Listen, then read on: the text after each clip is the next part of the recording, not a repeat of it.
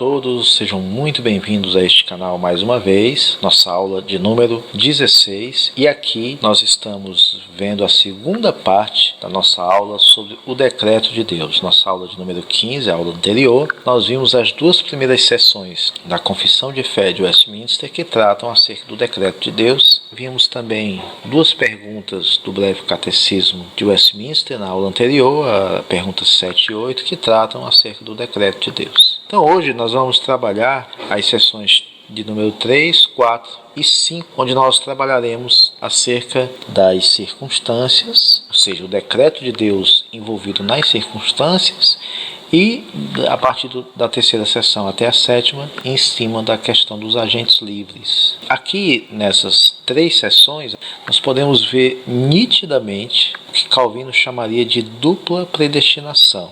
Uns para a vida, para a glória de Deus, e outros são para a morte eterna. Isso se aplica aos anjos e os homens. Ele vai dizer que na sessão de número 4 que isso se dá de forma particular e imutável.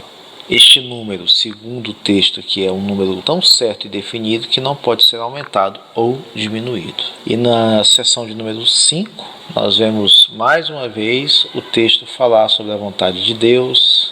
Deus escolhe em Cristo aqueles que serão eleitos para a sua glória, predestinados para a vida. É interessante que quando o homem peca no Éden, é fechado para ele o caminho para a árvore da vida. E aqui ele vai citar essa predestinação para a vida. Ele afirma que essa escolha é pela mera e livre graça e amor, não por previsão de fé, ou seja, Deus não previu quem ia ter fé nele ou não. Não há essa escolha condicionada, ou seja, não há uma condição, uma causa. Deus não age condicionado a nada. Esse é o ponto que é importante ficar claro nesta sessão de número 5 da confissão. Assim sendo, as proposições aqui são 3, de que o decreto de Deus determina tanto os eleitos como os reprovados de forma imutável, não tem meio termo, não tem segunda chance. Esse propósito não está condicionado à fé, lembrando que a fé já é algo derramado sobre o indivíduo por graça, é um dom de Deus. O ser humano não desenvolve fé, o ser humano não aplica fé. Fé não é algo que o ser humano possa manipular, dizer que tem ou que não tem em menor ou maior quantidade. A fé bíblica, ela é um dom gratuito de Deus. É Ele quem nos disponibiliza essa fé. Fé, boas obras ou perseverança, nada disso Deus previu e por isso decretou a salvação de ninguém. Mas a própria glória de Deus é a sua razão principal, o fim principal para o qual estes eleitos são por Ele determinados. Lembrando, esse decreto é feito incondicionalmente. Mas será que o decreto de Deus determina mesmo os eleitos e reprovados de forma imutável?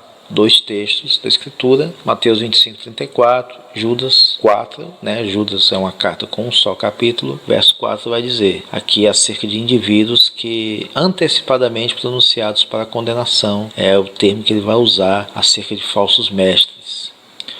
O outro texto de Mateus faz referência nítida a um povo que não é filho de Deus e a um povo que é filho adotado por Deus.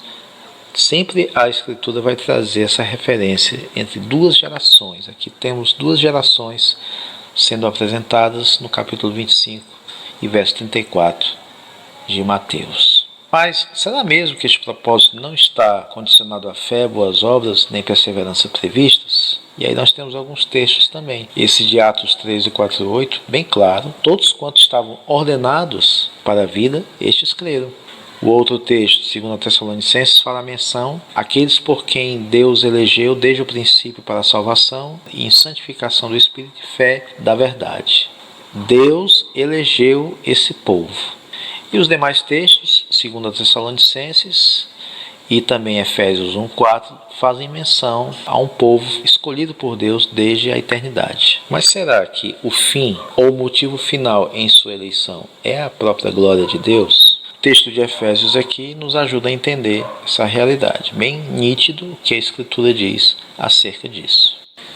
Nós analisamos aí 3 sessões do capítulo 3º da Confissão e agora vamos analisar na próxima aula a sessão de número 6 e a 7, Então nós retornamos na terceira e última parte desta aula sobre o decreto de Deus. Até lá, Deus abençoe.